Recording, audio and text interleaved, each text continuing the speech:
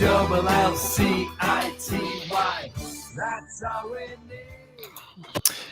Welcome to another episode of The Tigers Down Under. I'm your host, Alex, and with me I have Dan. How are you, Dan? Yeah, look, I'm pretty good. 3 wins on the bounce makes up for the early start this morning, so countering the weariness I'm feeling. How good? How good? I mean, 10 goals in 3 games after 2 goals in our first 5 games is quite the turnaround. And, I think our last episode together was probably a little bit more downbeat and questioning of Tim Volter than we probably find ourselves now. I mean, we'll try and be reasonably balanced because I think there are still elements of concern in these games, but we don't want to be, wet blankets at the same time. We've got some pretty positive results to talk about as well. So, can't be too unhappy with 3 wins on the trot. I think someone pointed out that under Rosenia, we never scored 10 goals, I think it was 7 goals in 2 games, but I'm sure we wouldn't have scored 10 goals in 3 games. So at least in the short-term history, it's a pretty remarkable set of results, which is great to see. So we'll start with that Cardiff game over the weekend, 4-1 win in the 120th anniversary game. A lot of pressure on the game, playing bottom of the table. They had 1 point, sacked their manager, all set up for typical City. And of course, Cardiff did score first, but then we came back and got the win. So how'd you see that? Well, I guess in particular that first half. Yeah, look, it was kind of much the same as how it's been throughout the season, really, where we've started and we've looked okay with the ball, holding it and passing it around, and we look like we're going to sort of assert some dominance and control over the game, and then we get hit with a bit of a sucker punch where, on the first or second shot that our opposition has, they score a goal, and it was not entirely like against the run of play, but it was a little bit unexpected to concede in the way we did so early. So I think it was a bit frustrating, like that trend sort of continuing, but then Balumi out of nowhere came and saved us the day essentially. His directness and willingness to take on his defender and his willingness to shoot, really helps out. I think the first goal gets a little bit lucky, but also a lot of help from it might be Omer or someone sliding in the box trying to sort of get a touch and tap at home. I'm not sure who exactly. I think it might be Malum, but yeah, I don't maybe know. I can't remember exactly who it was, but who probably put off the keeper a little bit with that lunge. So a little bit fortunate with that first one, but the second one was just a real nice finish. So I think we grew into the game. Realistically, from sort of the first minute, we grew into the game, but we then overcame that little that hurdle.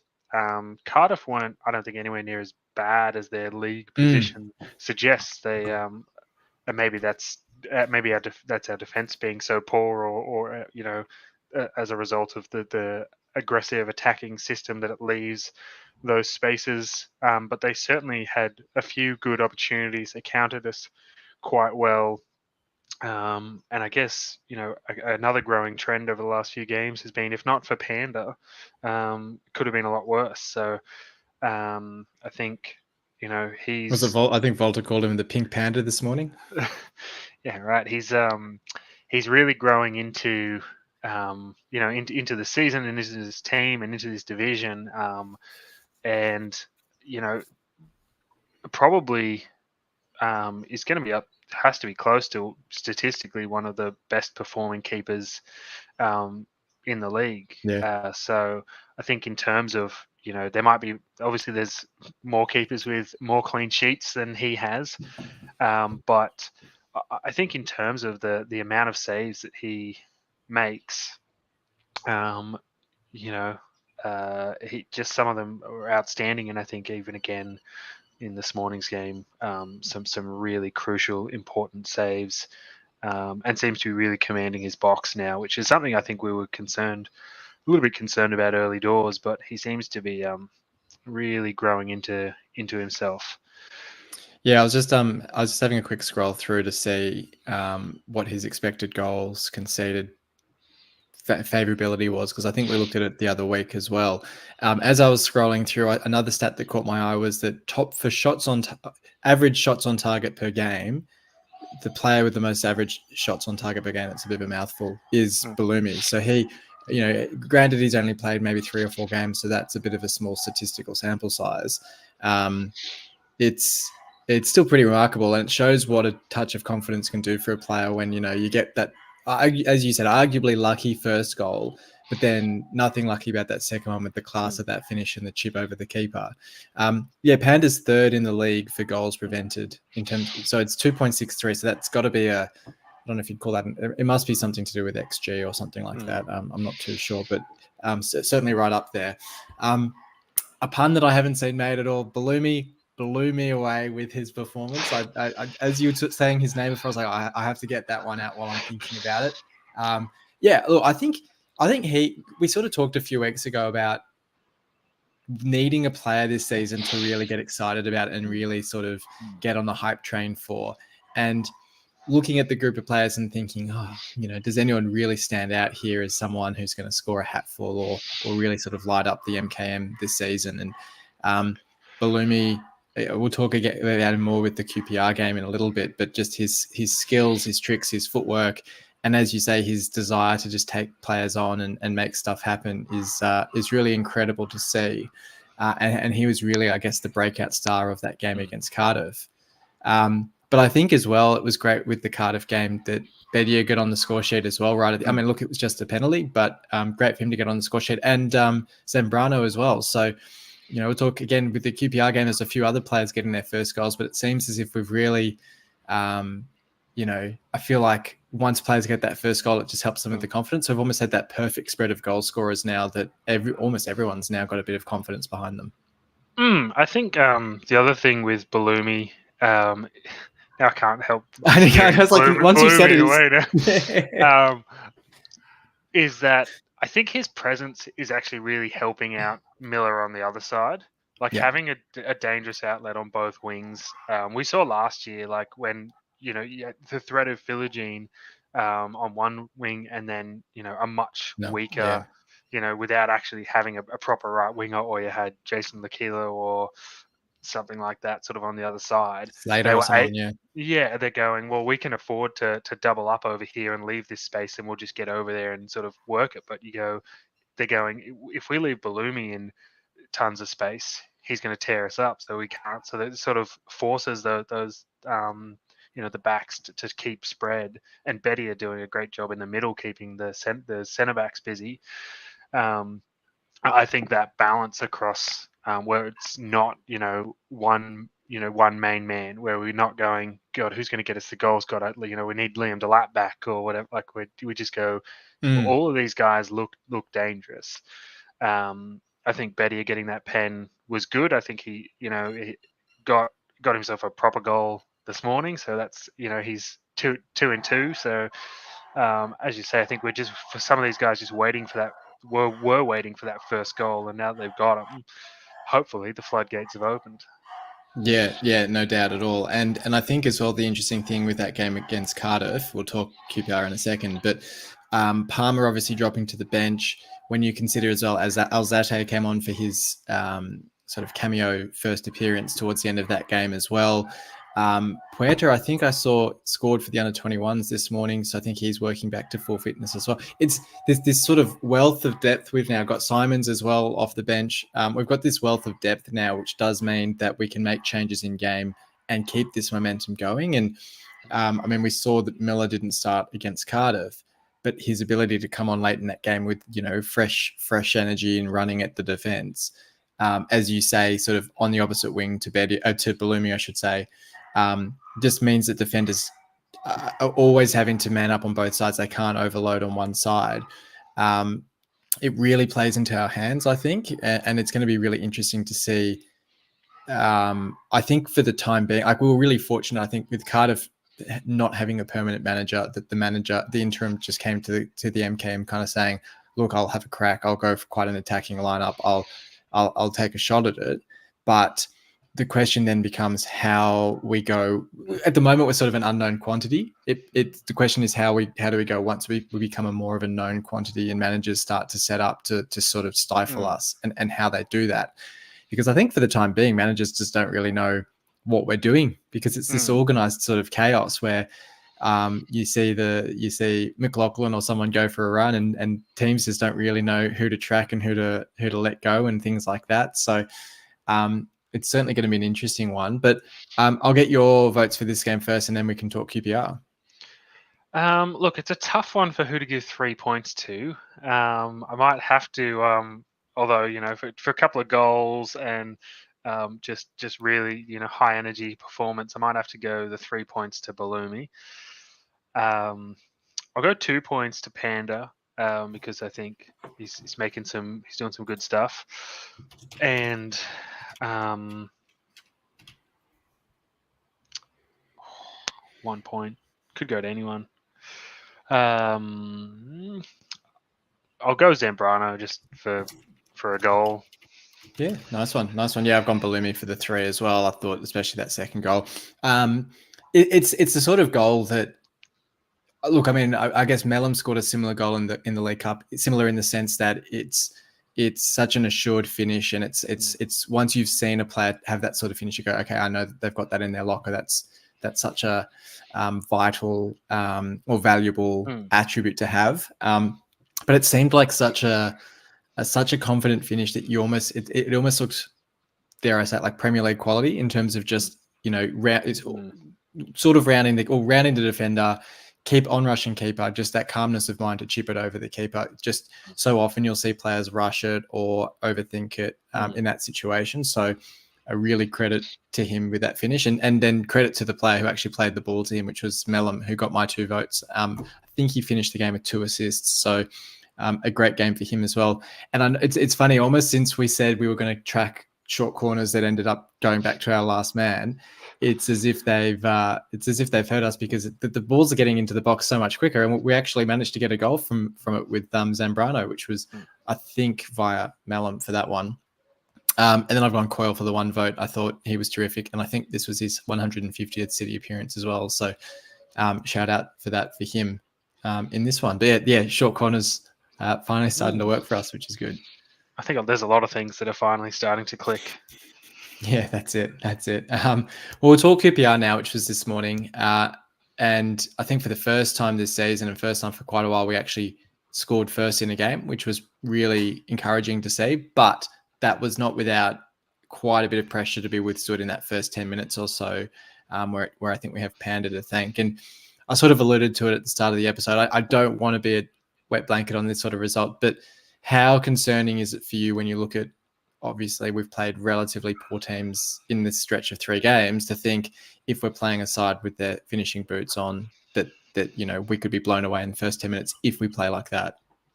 Yeah, I think that the defensive fragility that we seem to have at the moment is certainly a concern. Like as you say, 3 wins in 3, nothing to scoff at. We should be celebrating those victories, and we've soared up the table, remarkably. But it is very early in the season, and as you say, once teams start to, whether they just employ a low block or whatever, just to go, well, you can have all the space you want up there. We're just going to fill the box with men, and you won't be able to do anything anyway. That how that's going to affect us going forward, and it seems to be that even already it seems like teams just go, well, they're committing or over committing forward, and we just have to get that ball in into the channel behind their midfielders, and have a winger out there ready to go. And because I think it was for Cardiff, was it El Ghazi? No, what's his name? Yeah, El Ghazi. Yeah, I think. who was who tore us up a little bit, and then but yeah, this morning was the same saying. We started, and then the first couple of minutes, I was like, oh, we actually look like we're asserting control, and then all of a sudden we turn it over, and then QPR just came and shot after shot after shot. I was starting to get very nervous because there was a couple of sensational saves from Panda, some real dodgy passing out of the backs, which I think is always that's going to be the thing that's going to kill us like throughout the year, and I just mean, or that we're going to concede from it, that's going to create problems, is inefficient passing. And it's hard to be 100% all the time with some of those balls. Some of them are quite, they're trying to push the envelope, and they're trying to push the ball into dangerous spaces and dangerous positions. But some of the turnovers, where we're passing 5 or 10 yards and we can't even, there was a time today where McLaughlin went to pass it Drama on the side and pass it over the sideline, and you were like, well, he's right there. You can't. How can you not hit him from that close? And look, it'll be interesting when Hughes comes into the side to see how much that improves with him. Yeah, I mean, that's certainly, we're still waiting to see Hughes. So hopefully, I mean, big raps on him. Seemed to have a big, the word from those first few open training sessions were that like he was quite dominant and quite vocal, and had all of the right attributes of a good young centre back. But I guess it's, we've spent all this time, everyone's been talking about how everyone needs time to gel. Well, if we go and then throw Hughes in, then how much time does he need to gel with Jones and form that partnership and all of those sorts of things? But I am looking forward to seeing him. I think I'm very hopeful that he'll make a positive difference in there.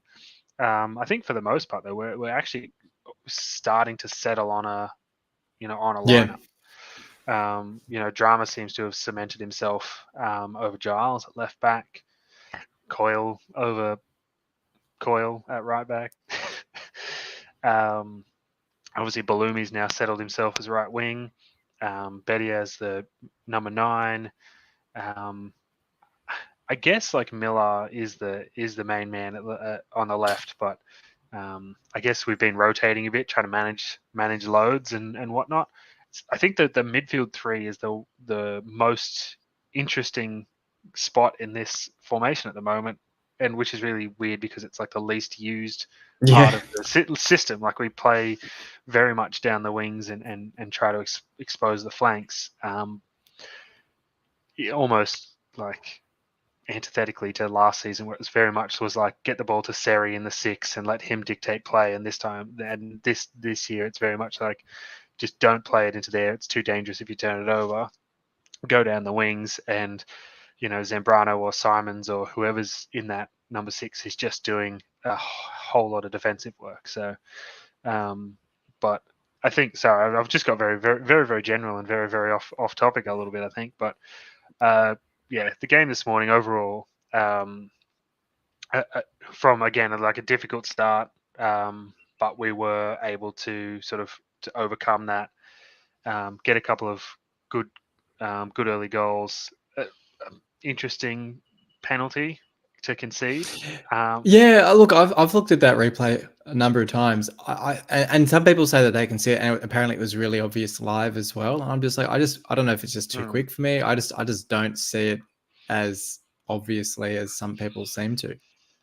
Yeah, I mean, I tried to watch it a couple of times just before. Maybe my picture's too small. Maybe I did it on a bigger TV. I don't know, ultra high definition something, or a different angle. I don't know. But yeah, I couldn't really see too much there. There was about 4 players who all had their arms like up because they're all tussling and pushing and everything. So I don't know. I mean, it's what it is. It's a bit of a shame, but I guess like swings and roundabouts. We've got a couple this year. Not that they were the ones that we got were like dodgy or anything, but I'm sure some calls will go our way at some point. And that one just went against us, but it didn't cost, like it hasn't cost us anything apart from a clean sheet. So it's not really that damaging. So, but the same, yeah, I don't know. I'm happy, and it's interesting because like last time I was on, we were sort of saying, well, it's been 5 games plus the 4 or 5 games of preseason. So Walters, he's kind of had his 10 games, and he hasn't really he's not really set the world alight, and not, this style of play isn't very convincing yet. Like, how much longer do we give him?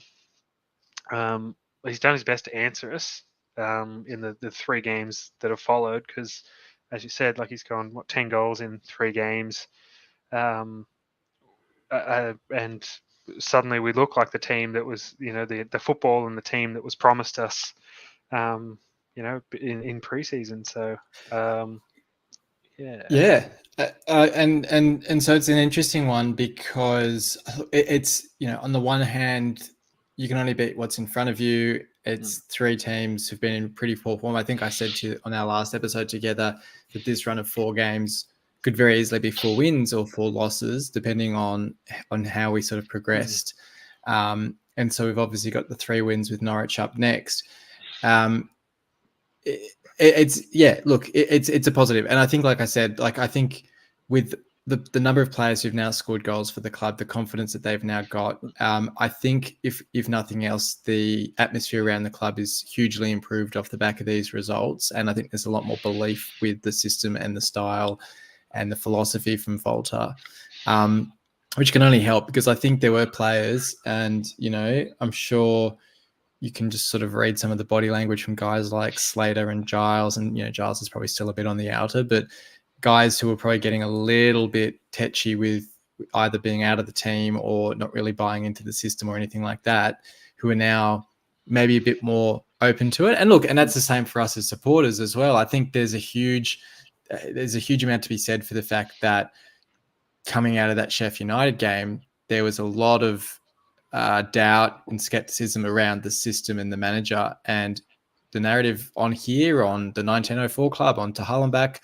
all these podcasts, all the social media platforms, everything was people saying there's a lot riding on these Stoke and Cardiff games. And if it's no wins from 2, that Volta would very likely be out of the job. And he made it 2 wins from 2 and has made it 3 wins from 3 now, and has really turned things around. And it's interesting, I don't know how much you read on, I know you sort of said this morning that you don't go looking for fights on social media, and you're a bigger man than I am. I'm sure, people watching this may well know that I can't resist a good back and forth on Twitter sometimes. I try not to do it too much, but there's a lot of desperation from people to say, I told you so, which I guess is human nature. And people want to say, we just needed a bit of time. You needed to have a bit of faith, and we told you so. But it's interesting to sort of reflect on the fact that people are being called reactionary for being quite cautious and reluctant to buy into the style after 5 games. But after 3 games, which is a smaller sample size, people are quite happy to say, oh no, we've turned the corner. It's all, sunshine and roses now. So I think there's something to be said for the middle ground and saying, look, we are looking better, but there's still a way to go. There's still concerns in terms of defensive shape, midfield shape. And we'll have much sterner tests than the games that we've played so far. The other interesting one as well is with Panda, where I think there's a big narrative that's now sort of emerging of Panda's form this season is just like a further nail or a further dagger in the Rosenior legacy of, well, how dare Rosenior not play him last season, and look how good he is, and this just shows how clueless Rosenior is. And I just sort of think, if we're going to make the argument that players need time to gel and bed in, but we also want to say that Panda should have been thrown into a playoff race fresh into the championship, first time in England, and expect to get this level of performance from him, I think people are sort of having their cake and eating it too, to an extent, when I think you just have to look at how Panda played in preseason, and the fact that Arjun went out and said, you know what, Panda's not very good. I'm going to get Ratchoppy from Switzerland, and then, you know what, I think I'll get another keeper and I'll get Rushworth on loan from Brighton. So it's not as if it's just the supporters who are, doubtful about Panda. I mean, Arjun himself went out and got 2 extra keepers. So I think there's something to be said for everyone just taking a breath. We're all happy. We've got 3 wins in a row. We've scored 10 goals. We're looking really good. The loom is looking great. We can enjoy the football. We don't have to find things to pick and sort of lord over each other and have these sorts of hindsight narratives. And we can just say, look, let's just see how it plays out. Let's just see how these next few games play out. Yeah, I think the other thing to because I mean we are still very early in the season, and yes, we have beaten these teams that we're saying we should be beating these teams at the bottom of the division. But when you look, even the top, like I was looking at who some of the other teams had, Sunderland and Burnley, and who those teams were losing against, and they're dropping. So Sunderland dropped points to Portsmouth. Burnley dropped points to someone else who was quite low down there. Yeah, Like and like Leeds. Cardiff beat Millwall this morning. Yeah, Like just all like it's still so early and so crazy and chaotic. And there's lots of teams who I don't think, much like us, aren't really quite up to, they're not quite in their rhythm yet.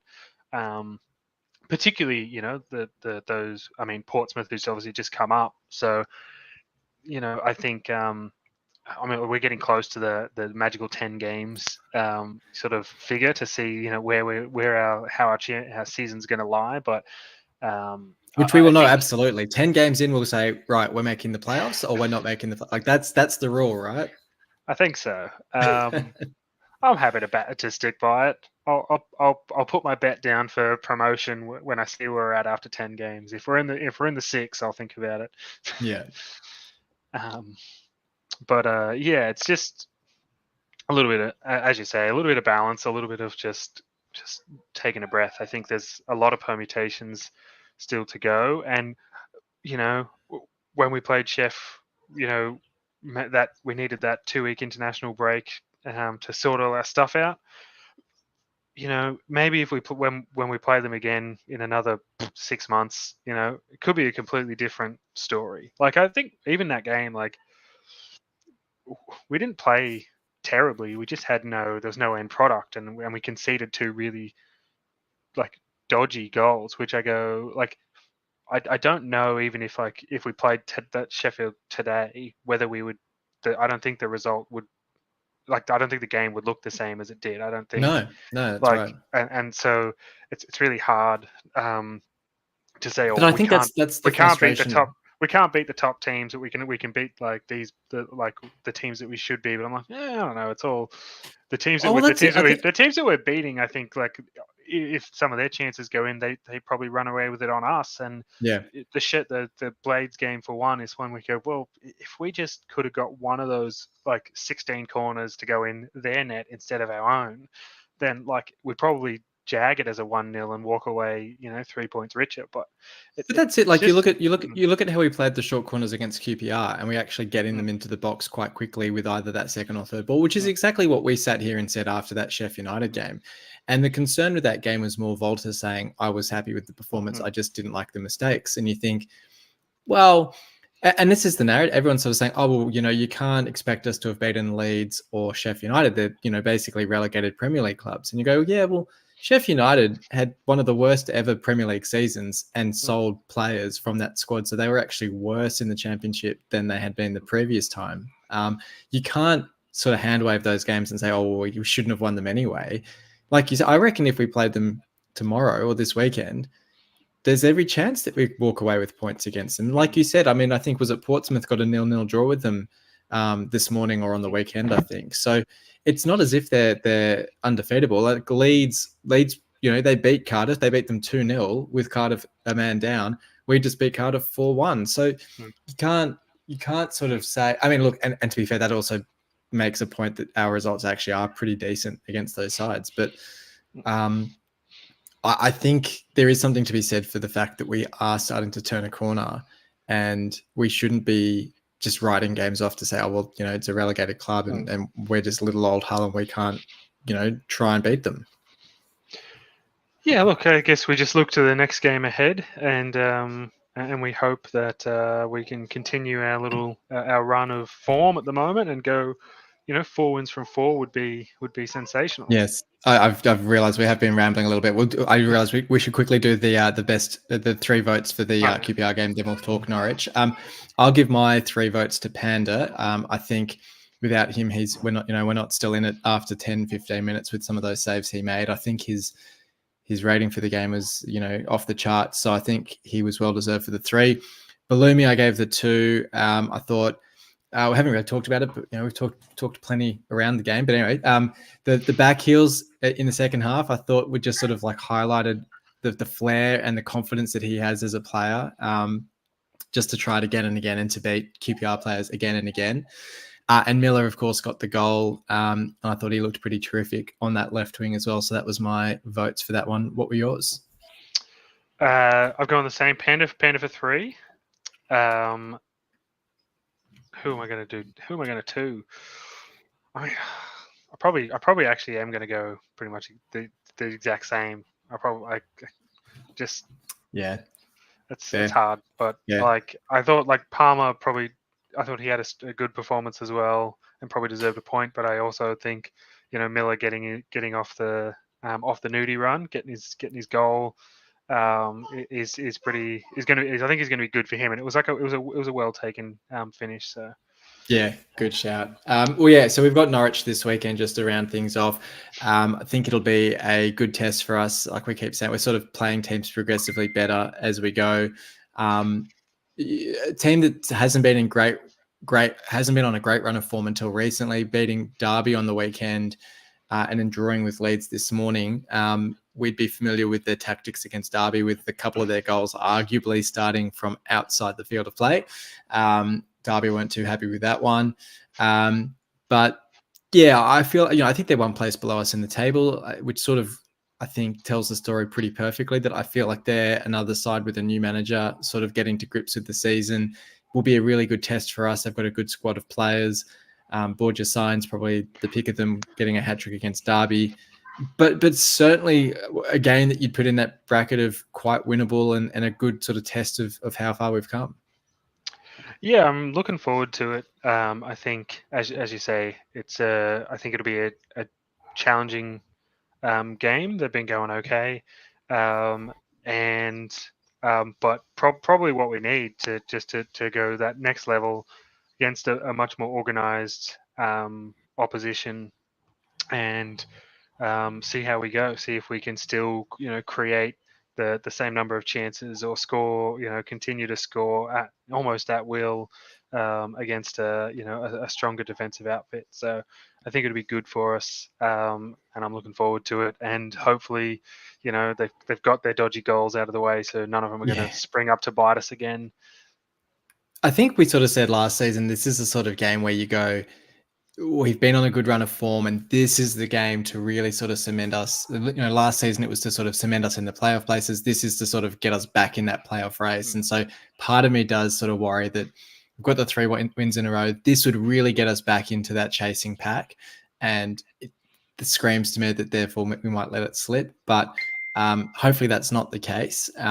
Hopefully Angus Gunn does try to do to Chris Bedia what he did to Aaron Connolly, and realize that, running into a brick wall is a little bit different to Aaron Connolly, and he might find himself a bit worse for wear for the attempt. Get a bit of a taste of his own medicine. But I guess any changes that you'd think to make for this game? I mean, you were sort of talking before about the fact we've basically settled on a first 11. I think for me, probably the one that jumps out would be Zambrano to come back in potentially for Simons, but not too many other changes, I think. Yeah, that's probably the main one, and I think that, to be honest, is more a management, that managing load and all that sort of stuff for Zambrano. If he's if it's in his like plan or whatever to be able to start, then I think I would probably give him the start. Not that Simons, I think, did anything wrong. But just that. Zambrano just has that little bit of class and a little bit of quality. I think I was watching the highlights, and in the lead up to Millar's goal, I think it is, they go to break and he wins the ball, plays it out wide, for then Miller to like cut inside and stuff and score that goal. So he's got a really good habit of like, he reads the game really well and makes those tackles more often than not. So I think I counted at least 2 or 3 times as well where he slipped over on the grass, but still ended up sort of trapping the ball or winning the ball and getting to his feet. So he's a very he's very relaxed is probably the wrong word, but he doesn't get flustered, I suppose. Mm. But otherwise, yeah, I can't really think of any other changes. I mean, I unless they just suppose do this. Mellum, maybe That's what I Mellum was going to coming say. in. Maybe they possibly Mellum in over Palmer. Although I feel like again, I think they all had good games. It's harsh, but I just Yeah. thinking that we're early in the season, 3 games in a week. That little bit of rotation is probably gonna happen. But yeah. That's about it. Score prediction for this one?